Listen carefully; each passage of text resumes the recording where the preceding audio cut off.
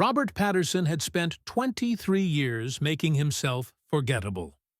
Average height, slightly overweight, graying hair cut sensibly short, clean-shaven face with soft features that never drew a second glance. At 42, he looked like 1,000 other middle-aged men in business casual, the kind of person you'd pass in a bank lobby and forget before reaching the parking lot. That invisibility had served him well as a senior accountant at Thornton Financial Group. While others competed for attention and promotions, Bob quietly processed numbers, identified patterns, and maintained the books with meticulous precision. He never complained, never made waves, never drew attention to himself. Until the day he noticed the discrepancies. It started small. Transfers that didn't quite align, customer accounts with unusual activity patterns, money moving through channels that made no logical sense. Bob's gift wasn't charisma or leadership. It was numbers. He understood them the way musicians understood notes, seeing harmonies and dissonances others missed. The pattern became clear over 3 months of careful analysis. William Thornton, the bank's managing director and Bob's boss for 15 years, was laundering money. Millions of dollars flowing through shell accounts, customer funds diverted and cleaned, all documented in the systems Bob maintained. Bob had gone to Thornton privately, naively believing the man would want to know about the errors in the books. Thornton had smiled that charismatic smile, thanked Bob for his diligence, and promised to look into it immediately. 2 weeks later, federal agents arrested Bob at his desk. Evidence tampering, bank fraud, money laundering, every crime Thornton had committed, now documented with Bob's digital fingerprints all over it. Forged emails, manipulated spreadsheets, account access logs showing Bob as the architect of the entire scheme. The trial was brief. Thornton testified against him with convincing sincerity. Bob's public defender seemed overwhelmed.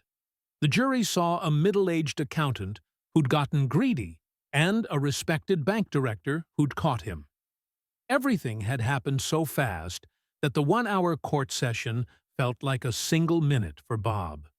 Because he had done his job honestly, he found himself in the defendant's chair at the moment of the verdict, declared guilty before he could even understand what was going on. 12 years. Federal medium security prison.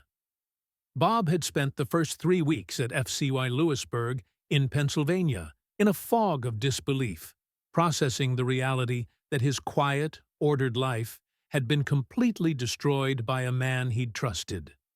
In his mind were the inconsistencies in the numbers and the money transfers he was slowly beginning to make sense of. To suppress the pain of the situation he was in, he kept replaying the figures from those transfers over and over in his head. Now, sitting in Warden Frank Callahan's office on a Thursday morning, Bob was beginning to understand that his nightmare was far from over. Patterson. Callahan leaned back in his chair, a man in his late 50s with iron-gray hair and the weathered face of someone who'd spent decades in corrections. "We need to discuss your work assignment." "Yes, sir." Bob kept his voice neutral. He'd learned quickly that prison operated on respect and hierarchy. "You're assigned to the kitchen. Report at 0500 tomorrow." Bob's stomach dropped.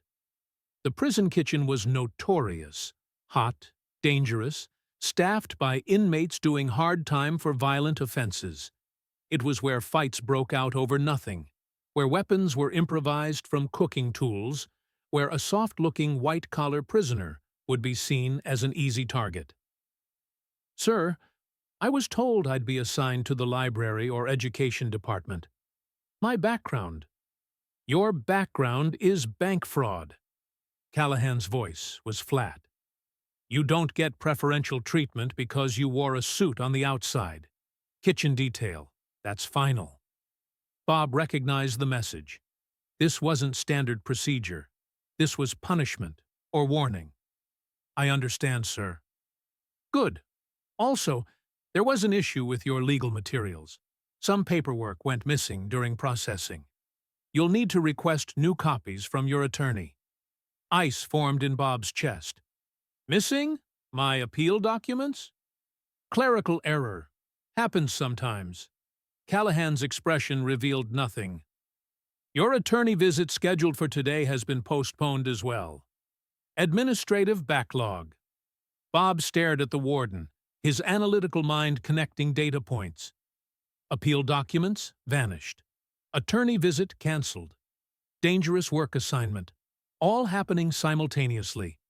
All within a month of his arrival.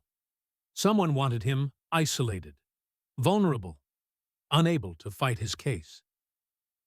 How long until I can reschedule with my attorney? Hard to say. We're understaffed. Could be weeks. Callahan stood, signaling the meeting's end. Dismissed Patterson. Bob walked back to his housing unit in B block, his mind racing. In the bank, when he'd found anomalies in the books, his first instinct was always to look for the pattern, not the obvious transactions, but the ones designed to be overlooked. The small discrepancies that revealed the larger scheme. This felt the same. The cancellations, the reassignment, the timing. It was too coordinated to be coincidence. Thornton. It had to be. The man had wealth, connections, and every reason to ensure Bob stayed silent and convicted. A warden in a federal prison? That would be expensive, but not impossible for someone with Thornton's resources. Bob's cellmate was a heavyset man named Eddie Morales, doing 8 years for drug trafficking. Eddie had been wary at first. Most inmates were suspicious of white-collar criminals, seeing them as soft, entitled, untrustworthy. But Eddie had warmed up after Bob helped him understand a confusing letter from his bank about his mother's mortgage. "Kitchen duty," Eddie said when Bob told him. "Man, that's rough. That's where they put people they want to test. Or break." "I figured."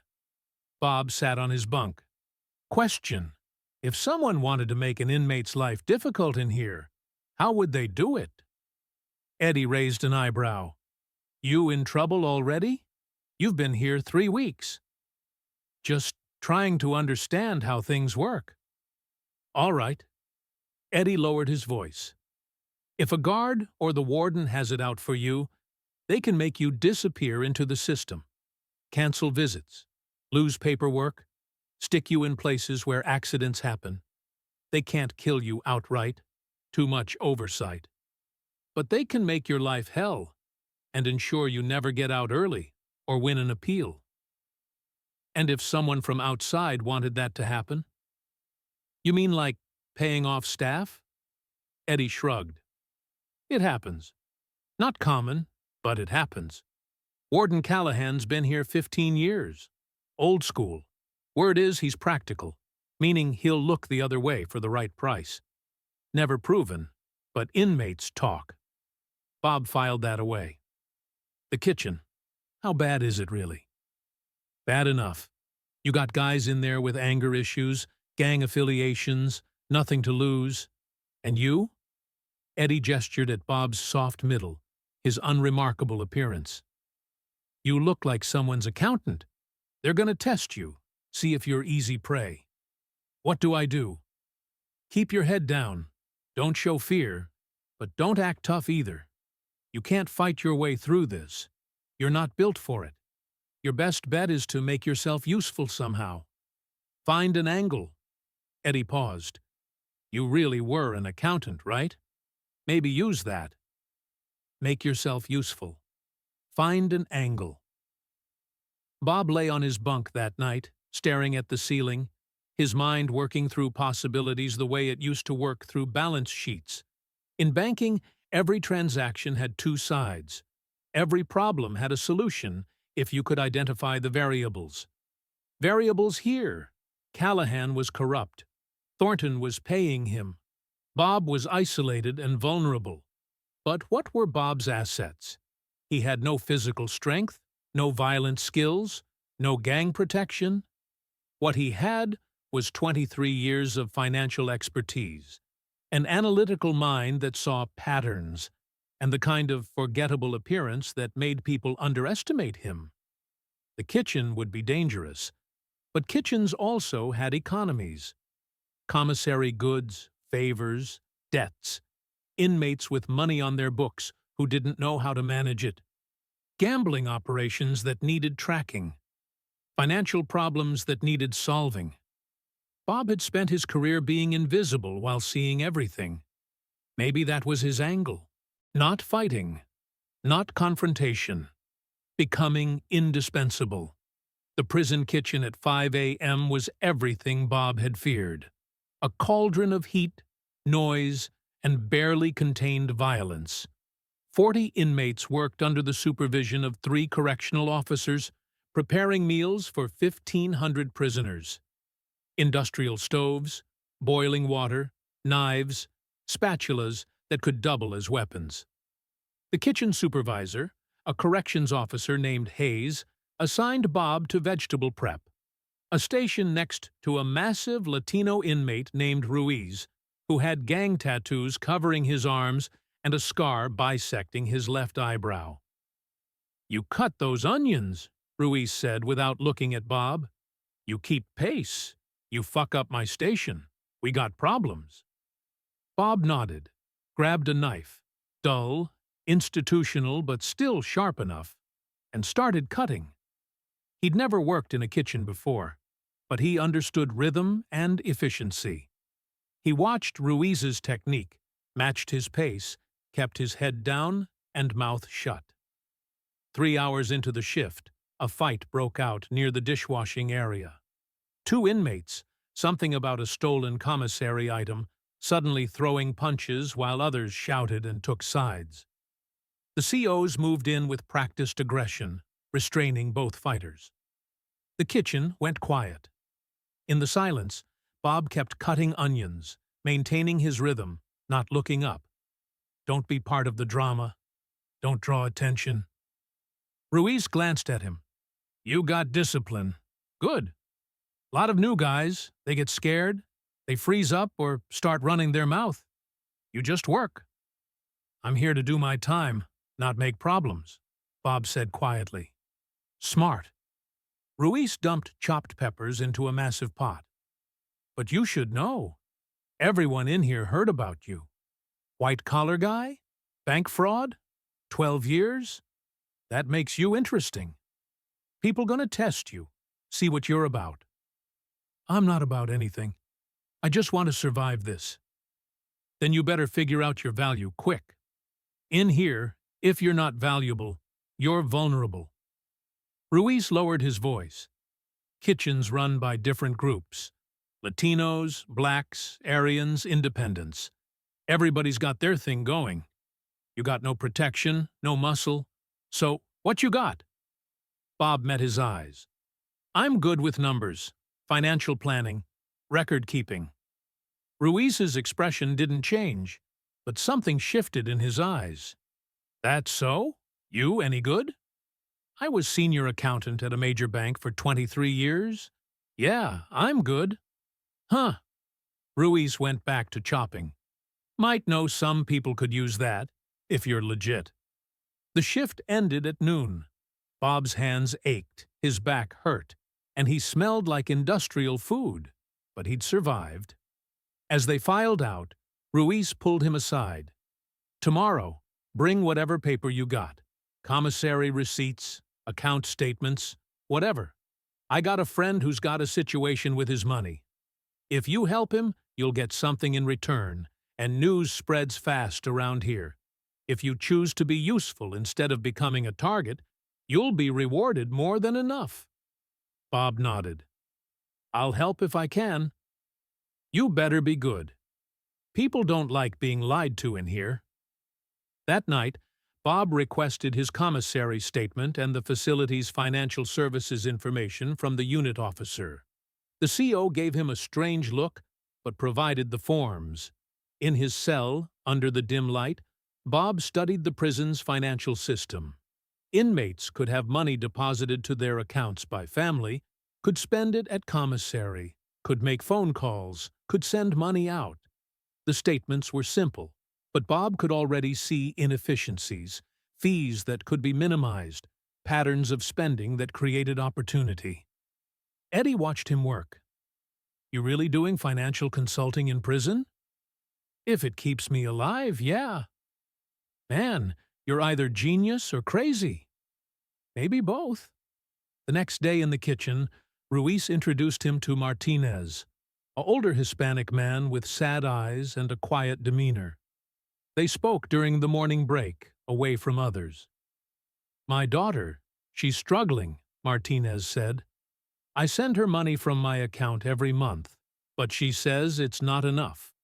I don't understand where it all goes." Bob pulled out the commissary statement Martinez had brought. He studied it for 3 minutes. Deposits, withdrawals, phone call charges, transfer fees, and immediately saw the problem. "You're getting killed by fees," Bob said. "Transfer fees, processing fees, phone charges. You're sending $200 a month, but between fees and your own spending, you're eating 40% of your deposits. And your phone calls, you're calling daily at the most expensive time. If you consolidate to twice a week at off-peak hours, you'd save $30 a month right there." Martinez stared at him. "You can see all that. It's what I do, did, whatever." Bob pulled out a small notepad he'd purchased from commissary. "Look, if you adjust your spending pattern, cut commissary purchases by 20%, make strategic bulk buys instead of daily small purchases, shift your call schedule, and reduce transfer frequency to once a month, you can increase what reaches your daughter by $60 a month. That's over $700 a year." Martinez's eyes welled up. $700. That would help her so much. Bob wrote out a simple budget plan, a schedule for calls and transfers, a list of commissary items Martinez could cut without affecting his quality of life. It took 15 minutes. Martinez gripped his hand. "Thank you. Thank you. What do you want for this?" "Nothing right now. Just tell people I'm legitimate if they ask." Word spread faster than Bob expected. By the end of the week, 3 more inmates approached him with financial questions. A young black man named Johnson, who was being garnished for child support and didn't understand why his account was always empty. A white inmate named Cooper, who'd gotten scammed by a predatory phone company. An older man named Talbot, who was trying to help his grandkids' college fund from inside. Bob helped them all. He didn't charge anything, yet. He was building something more valuable than commissary items: reputation. He was becoming the prison's financial advisor, the numbers guy, the quiet, forgettable man who could solve problems no one else understood. And while he worked, he observed, watched the guards, watched Warden Callahan on his occasional tours through the facility, watched the money flow. Who had it? Who didn't? Who was getting packages from outside? Who had lawyers visiting? Bob was building a mental ledger, just like at the bank. Because 2 weeks into his kitchen assignment, something became clear. Callahan was dirty, and if Bob could prove it, if he could document the corruption the way he documented Thornton's crimes, he might have leverage. But he needed time, needed protection, needed allies. So he kept helping inmates with their finances, kept being useful, kept being underestimated. Because Robert Patterson had learned something in 23 years of banking. The most dangerous person in any organization wasn't the one making noise. It was the one quietly reading the books. And Bob was very, very good at reading books. 6 weeks into his sentence, Bob Patterson had become something unexpected, essential. It started with financial advice in the kitchen. Then word spread to the housing units. Then to the yard. Within a month, Bob was quietly consulting with 37 inmates on everything from child support optimization to commissary budgeting, to helping families on the outside navigate banking issues through carefully worded letters. He never asked for payment. That was crucial. The moment he charged, he'd become just another hustle. Instead, he positioned himself as a resource, someone who genuinely wanted to help people navigate a system designed to drain them financially. The return on that investment was protection. Ruiz made it clear that anyone who messed with the numbers guy would answer to him. Martinez spread the word in the Latino population. Johnson did the same with the black inmates. Even Cooper, despite his Aryan Brotherhood tattoos, told his people that Bob was off-limits. He's useful. Bob had made himself untouchable not through violence, but through value. But protection wasn't Bob's endgame. Information was. Every consultation gave him data. Who had money flowing from outside? Who had family connections? Who had lawyers that actually showed up?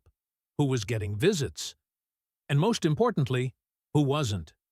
Despite all the factions in the prison being unable to get along, even hating one another, their only common ground was Bob. Here, he could be the one person accepted by every group.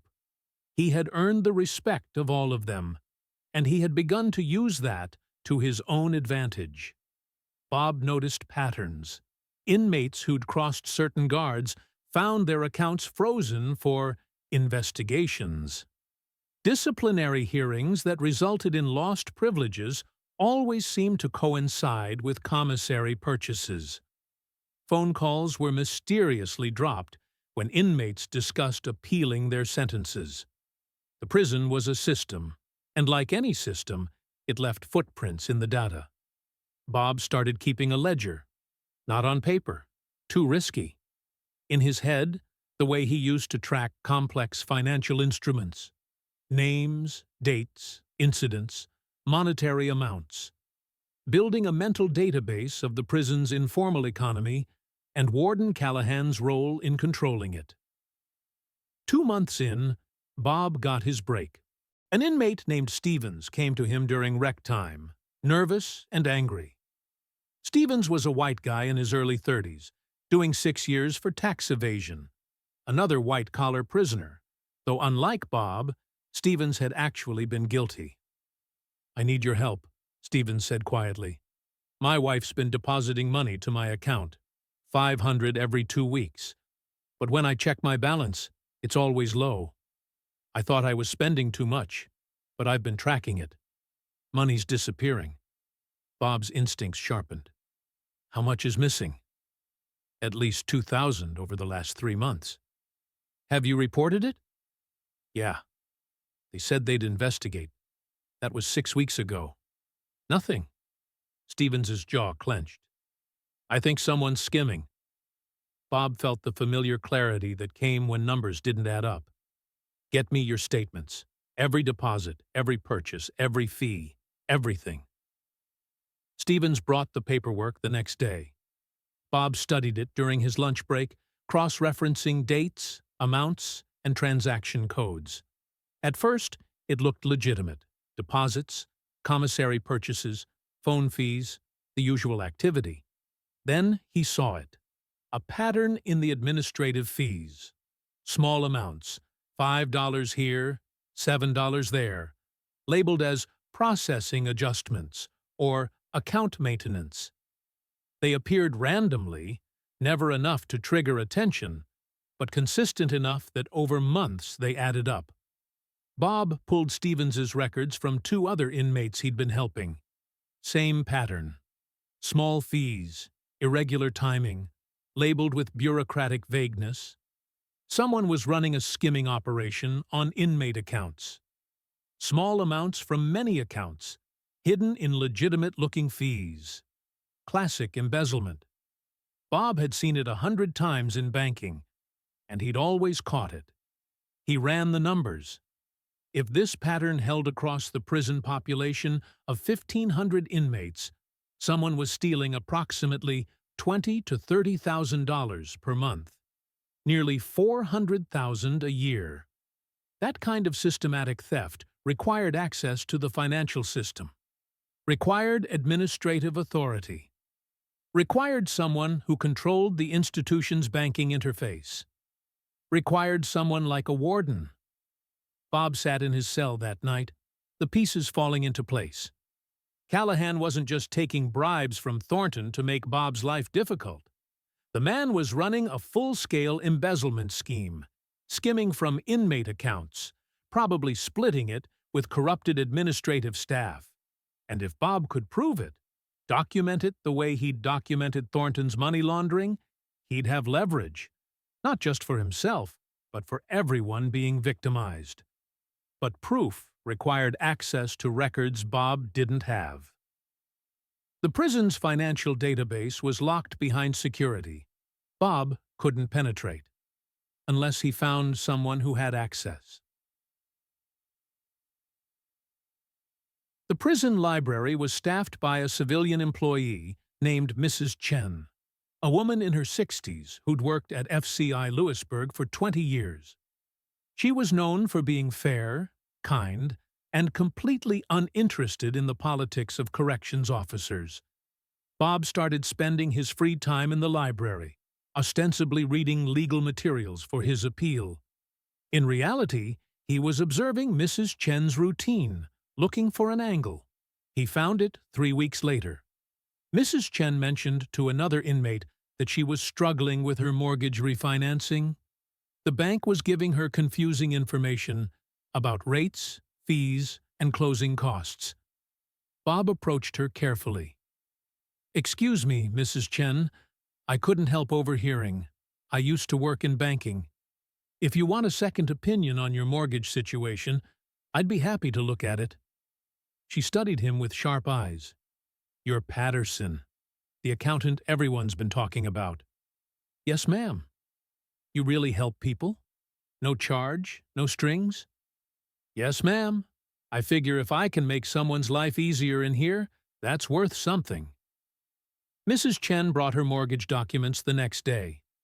Bob spent an hour reviewing them, identifying where the bank was padding fees, where she could negotiate, what questions to ask.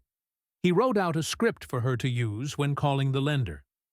2 weeks later, she came back, beaming. "You saved me $43,000 over the life of the loan. $43,000, Mr. Patterson. I'm glad I could help. Is there anything I can do for you?" "Within the rules, of course." Bob had been waiting for this moment. "Actually, there is. I've been helping some inmates with financial issues, and I keep seeing discrepancies in the account systems. Processing fees that don't make sense, charges that seem irregular. I'd like to understand the prison's financial structure better, just to help people identify legitimate charges versus errors. Is there any educational material on how the inmate banking system works?" Mrs. Chen frowned. "That's oddly specific." "I'm an accountant. Specificity is what I do." She was quiet for a moment. "I shouldn't. But you did help me tremendously, and you're not asking for anything inappropriate." She lowered her voice. "I have access to the administrative handbook that explains the fee structures, banking codes, and oversight procedures. It's public information, technically, but nobody ever requests it. If you want to study it here in the library, I can make that available." "That would be incredibly helpful, ma'am." The handbook was dry, bureaucratic, and exactly what Bob needed. Over the next week, during his library time, he memorized the legitimate fee codes, the proper procedures for account adjustments, the oversight mechanisms that were supposed to prevent abuse, and he identified the gaps, the places where someone with administrative access could insert fraudulent fees that would look legitimate unless specifically audited, the exact vulnerabilities someone like Callahan would exploit. Bob now understood the system, but he still needed proof of the actual theft. That came from an unexpected source: Eddie, his cellmate. Eddie worked in the administration building during cleaning detail. One night, He came back to their cell looking troubled. "Yo, Bob, you know computers and shit, right?" "Somewhat. Why?" "I was cleaning Callahan's office tonight. He wasn't there, but his computer was on. I saw something weird, like a spreadsheet or something. Had inmate names, numbers, dollar amounts. Looked like the kind of thing you'd understand." Bob's pulse quickened. "Could you see what it was?" "Not really. But—" Eddie hesitated. "He left his office to talk to a guard. I had like 2 minutes. I took a picture with my phone before they took it." He pulled out a small cell phone. Contraband, probably smuggled in, probably worth a fortune in the prison economy. "Eddie, that's risky as hell, I know. But you helped my mom with her mortgage situation through those letters you wrote. This is me helping you." He showed Bob the phone's photo gallery. The image was blurry, taken quickly, but Bob's trained eye immediately recognized what he was seeing. A spreadsheet tracking inmate account numbers, monthly fee adjustments, and running totals. At the bottom, a notation. Monthly distribution, 60-40. 60-40 split. Callahan was sharing the embezzled funds with someone. "Eddie, this is incredible. But I need more. I need transaction records, dates, specific amounts that I can cross-reference with inmate accounts." "Man, I can't get back in that office. Security's tight." Bob thought for a moment. "You don't need to. I can build the case from the outside. If I can get enough inmates to request formal audits of their accounts simultaneously, the system has to respond. And if I'm right about the pattern, an external audit will expose everything." "How many inmates you need?" "At least 50. All requesting audits within the same week. Creating so much noise that the Bureau of Prisons has to investigate." Eddie smiled. "You've got more friends than you think, Bob. Let's make some calls." Over the next 2 weeks, Bob quietly mobilized his network. Every inmate he'd helped, he now asked for help in return. Not for him, for everyone.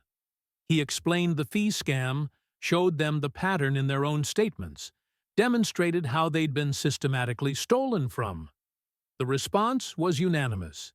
Inmates who rarely agreed on anything, Latinos, blacks, whites, gang members, and independents, all united around one simple truth.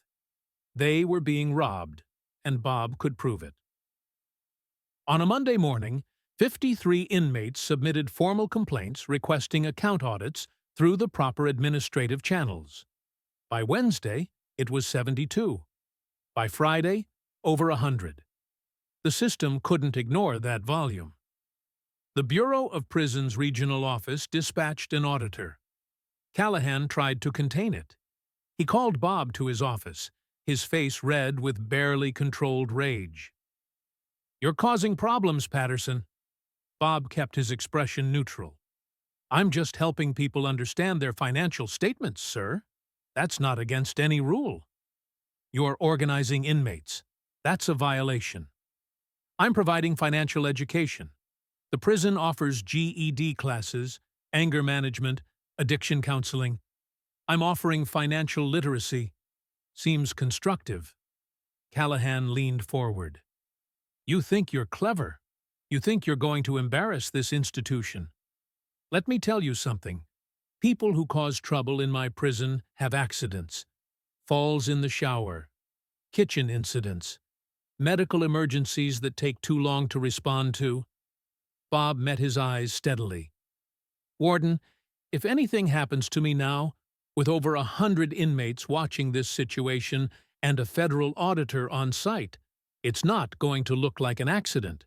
It's going to look like exactly what it is: retaliation for exposing corruption. You have no proof of corruption. Yet. But the auditor will. And once they start looking at the fee structures, they'll find the pattern. They'll find your spreadsheet. They'll find the 60-40 split." Bob paused. and they'll start asking where that money went.